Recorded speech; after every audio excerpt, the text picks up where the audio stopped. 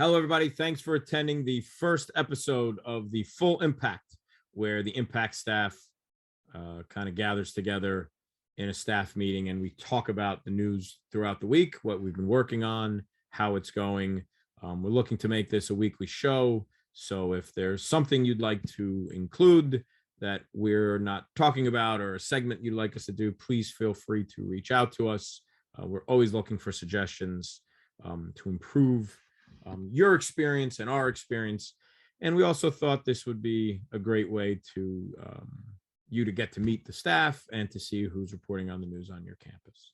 So let's jump right in. We're going to go to James Tiedemann, who is our managing editor. James, how are you? What's going on? Good, P. How are you? Oh, just glorious, my friend, just glorious. James, what have you been working on this so far this semester?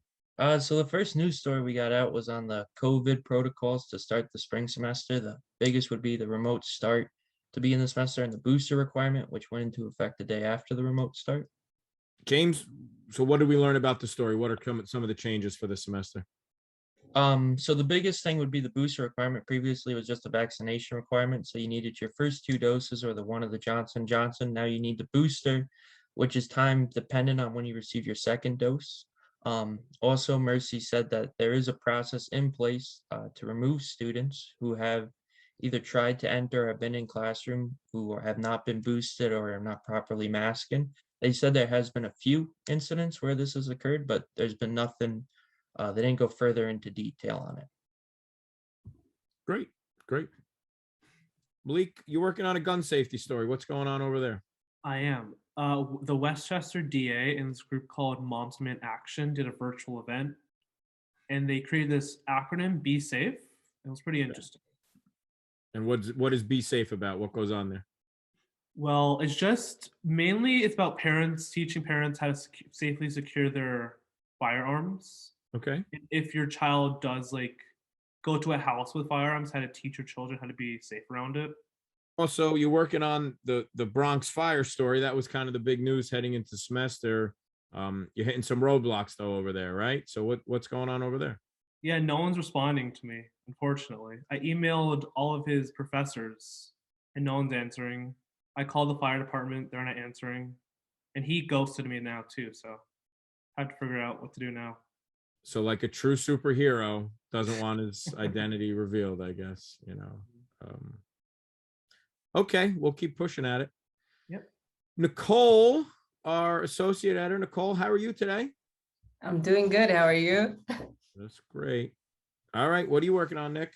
So I'm currently working on Autism Stories. Actually, the event is supposed to happen tonight from 6:30 to 8 p.m. So if you want to tune in, I'm gonna be watching this interview, but this guy, he has autism. He wrote a letter for his employers about his future self, and that went viral on LinkedIn. So tune in. We're going to be talking about it. Great. Sounds great. Steph, talk to us. What are you working on? So Lionsgate Productions, who is known for making movies such as Hunger Games, Tenet, several Saw movies as well, they opened a new production studio in Yonkers. And I thought it was really interesting because Yonkers to me doesn't really sound like the place to be for a huge production like Lionsgate. So It's not exactly like Hollywood. No, exactly. So so I reached out to them and we basically talked about why they choose Yonkers for their production. And it basically came down to the fact that a lot of studios are on the west side of the US and they wanted to open up something that's more closer to New York City. So that's why they did Yonkers. And while they're still working on it, so there's it's not done yet, but yeah, they're still building and a lot of it is already mostly done. But I think they're expecting to be done in 2023 and they hope they can start producing movies next year. Wow. Yeah. And be an actress? I don't know, maybe. All right, good. Britt, Black History Month. How are we celebrating at Mercy and what was the event like? Yeah, so yesterday there was a Zoom event hosted by President Tim Hall. And every year it's themed. So this year's theme was celebrating Black excellence in art. So there was different speakers such as Sarah Bracy White, who discussed a lot about her experience just in the field and discussing her upbringing and struggling with her creativity. And we also had another speaker, a Mercy alum. Her name is Dominique Jones, who's also she's a creative advertiser at Penguin Publishing Groups. So that's a pretty big company in the creative field. And she showed a lot of her designs, and it was just a really lovely event celebrating Black excellence. That's great. Yeah, that's the biggest book publisher in the world, so that, or at least in the country. So that's fantastic. Caitlin, how are you? Hi, I'm doing good. How are you? Great. Talk to me. What's going on? So this week I published a news story that is a feature on a student. His name is Zaire Smith. He is known to have been the president of Versi for a day. He won the school was having us given our vaccine information, and there was like a little raffle in there as well. And he got a prize that wasn't even like on the list of what people could win. So he's able to be president. He followed Tim Hall around, so that was really cool. And then, he's also known to be singing around on campus. So he sung at the 9/11 memorial last year. He's also sung at the last year's commencement, the graduation, and I believe he's going to be singing this year at this year's graduation as well. So Great. all in store for him. Very cool. Very cool. Ariana, talk to me about this season that the women's basketball team is having.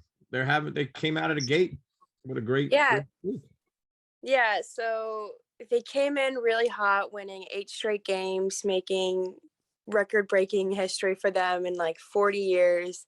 It was pretty exciting to watch, but then they fell short against Damon, which is right now, they're pretty sure they have an 11-game winning streak. So that's pretty interesting. But yeah, overall, it seems like a pretty good season, probably the best they've had in a long, long time. Do they get to see Damon again? Do they play them again? I'm not sure. I don't remember. I looked at their schedule, but I don't remember. Great. But they are tied in the ECC standings. I do remember that. They're tied Okay. second with Malloy, and that's an upcoming game. Okay. So that's going to be very interesting. Absolutely. Make a good run. Yeah. Mhm. ECC tournament time should be a great matchup. Yeah. Luis, tell me about what the baseball guys are saying about the recent MLB Hall of Fame votes. Bonds not in, Clemens not in, A-Rod not in. What are the baseball guys saying about this?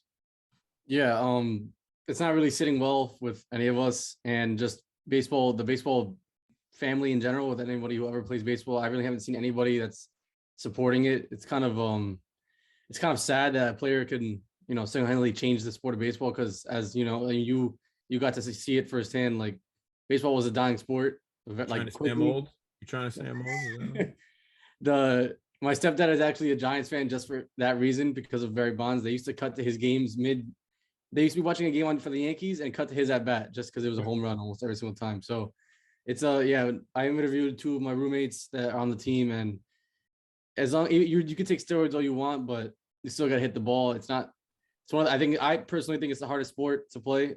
It's baseball, softball, both. I think they're both very hard to play. Just the whole aspect of, you go for 3 for 10, you fail 7 times, and you're an all-star. So I think someone that leads the league in home runs, and I put in my article, the league leader for home runs, Cy Young winner, and hits all time aren't in the Hall of Fame. So I think they lost legibility on that one. Yeah. It's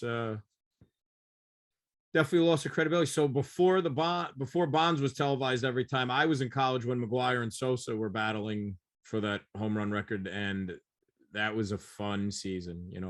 Definitely woke people back up to baseball.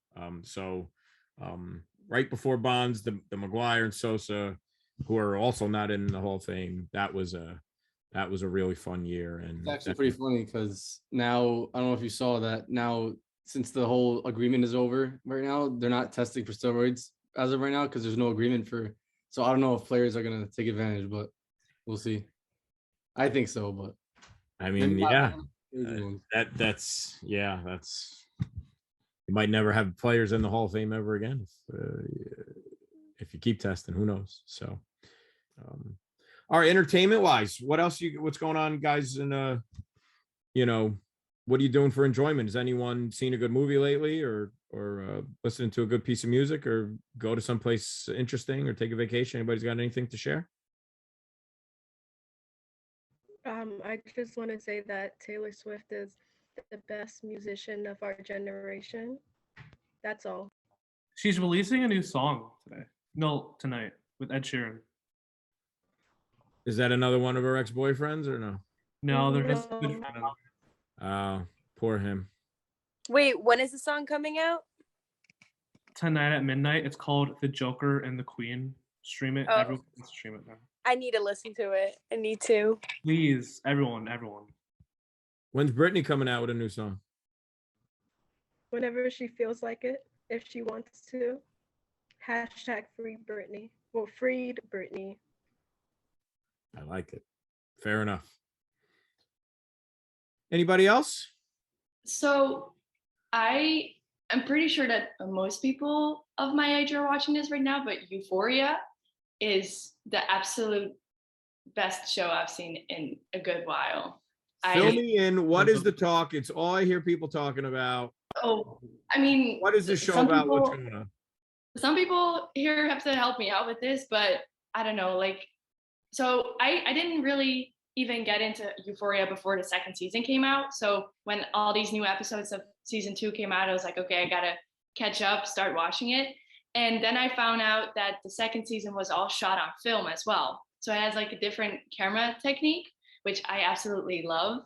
And then the last episode, which came out on Sunday, I believe, was just crazy. Like if Zendaya is not gonna win some kind of award for her acting, I don't know what's going on then anymore. But it was so good. It's about Zendaya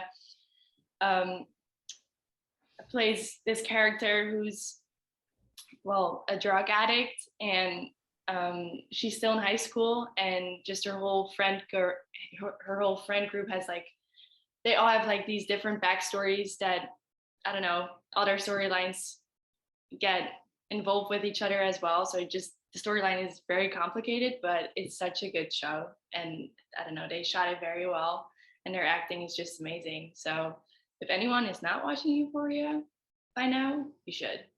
You definitely should. Ariana, you look like you want to say something about Euphoria. You got very excited. I just love it. I don't know. It's great. I've been watching it since the second I saw the very first episode, of season 1. I was in it, and then I waited for season 2, and here it is, and I'm following it weekly. And then they recently just said that they're coming out with season 3, and I'm like, hang on, I can't even digest season 2 yet. It's exciting. Okay. Is season 2 over, or it's still going? No, we have a couple more episodes. I saw in the news one of the actresses said because she got naked on the show, people didn't take her seriously with her acting until she went and did some other show or something like that. I guess it was the blonde-haired actress or something like that. So Make sure you watch it. Your kids are locked in their rooms because that show is graphic.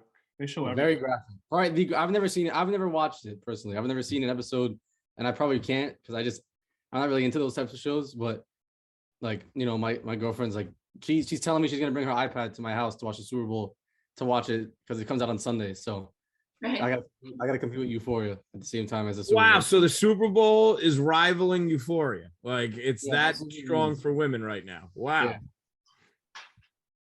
Yeah. I don't know. It's a really good show. The thing that I thought was very funny, there's this one character in the show, his name is Fez, and he was casted while he was working at KFC or something. You're just doing your job, and then this lady comes up to you and just be like, I think you'll be a very good character for this show that's gonna break grounds on multiple areas. So I think you should be in it. and then you stop your, I don't know, you stop your job at KFC and you just start acting. So there's another character named Fez. I didn't know that there was another Fez since that 70s show. So that's You should I try. actually saw it. Go ahead. You should try it. I want to see what you think of it. Just like the first episode. Do you think I would like it? Maybe. I don't know. I don't know what you like. So I mean, I personally know like a lot of like my family, my older, like my mom and my stepmom tried to watch it, like, and they didn't really like it because I think it's kind of hard. I feel like it's just not. I don't know. I don't know if you'd like it personally. Well, Clint apparently Eastwood's there's a not lot in of it, boobs Pete. in it, so I guess Pete, Clint Eastwood's not in it. You're not gonna like it. So. Oh well, okay. I don't know. I'll give it a shot. But there's beautiful women on it, so you might like it. Listen. We'll give You it a just, chance. you just gotta make sure it's I'm with you. Yeah. We'll give it a shot. I'm not. Listen, I'm an artistic person by nature, so I'm not offended by these things. So we'll give it a shot. All right, Super Bowl. Any predictions, plans, anything to say? the money's on the Bengals because they're not gonna lose. I'm telling you, this might end horribly, but I don't think they are. They are the sweetheart pick. I mean, how do you not with Burrows and all them? It's hard though because I'm very diehard Giants fan, and I have like every single version of Odell's jersey possible from when he was on the Mhm. Giants, and I really want to see him win because he deserves it. Mhm. So I think out of all the Super Bowls that's been for the past 5-10 years, I think either team that wins, people will be happy because both teams deserve it. Stafford deserves one. The young Mhm. guys on the Bengals deserve one. And the so- Bengals have they've been nothing for how many years? With the Marvin Lewis, they've been not good enough, and now they finally. Yeah, But they're the Rams finally going to take off with that division for a couple years. So they're in a good spot. Yep. You got a quarter. Once you get a quarterback, that's all you get. I think Rams roll. I think they'll blow them out. Yep, me too. I don't think I can't block Aaron Donald. Stadium will probably be filled with Bengals fans though. So Is anyone here not watching the Super Bowl? Highest watched event of the year, and you are not partaking. Okay. I haven't watched the Super Bowl in like 5 years, or whenever was the last one that Lady Gaga performed in the halftime show. And I didn't even look at that. I just looked at the halftime show. halftime show will be good this year though. Very good. Very excited for it. Who's the halftime show? Who's performing? It's Eminem, Dr. Dre, Snoop Dogg, Mary J. Blige, and Kendrick Lamar. Pretty solid. Pretty solid. All right. Beautiful. Thank you, everyone, for our first full impact episode. Thanks for attending, and good to see you next week. So see you later. Enjoy the Super Bowl. And to all you lovers out there, be good to your person on Valentine's Day. Don't drop the ball. Don't drop the ball. So adios.